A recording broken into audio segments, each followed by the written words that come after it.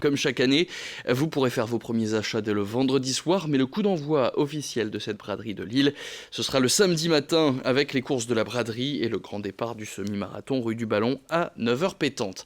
Parmi les autres rendez-vous du week-end, toujours le samedi, cette fois de 11h à 13h, vous pourrez retrouver l'école de Samba à Tabac.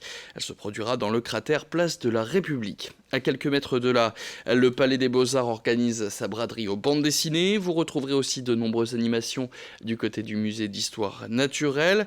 Il y a la braderie des enfants aussi qui se tient du côté de la gare Saint-Sauveur, sans oublier évidemment la foire au manège. Elle se trouve sur le Champ de Mars et elle est ouverte de 14h à 4h du matin le samedi et de 14h à minuit dimanche. Prévoyez donc de bonnes chaussures si vous avez prévu de faire le tour de cette braderie. Elle s'étend en tout sur 180 hectares autour de la Grande Place jusqu'au parc Jean-Baptiste Lebas, sans oublier le Vieux-Lille ni la rue Gambetta.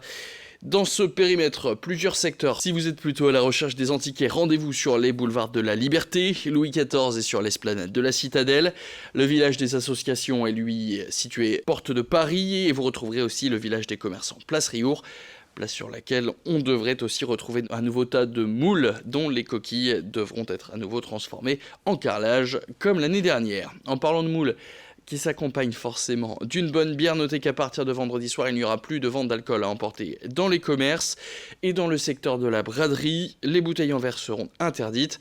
Interdiction aussi de se balader avec un gobelet à la main, il sera seulement possible de boire un verre entre amis sur une terrasse ou dans un bar ou dans un restaurant. Pas d'alcool non plus au volant, évidemment, d'autant que les voitures sont interdites dans le périmètre de la braderie dès 19h vendredi et jusqu'à lundi tôt dans la nuit. Alors pour vous rendre au cœur de cette braderie, eh bien, on vous conseille les transports en commun. Les métros et tramways vont circuler sans interruption entre 5h du matin samedi jusqu'à minuit dimanche soir. A noter qu'Ilevia a mis en place des passes un jour à 4,90 € et 2 jours à 8,80 €.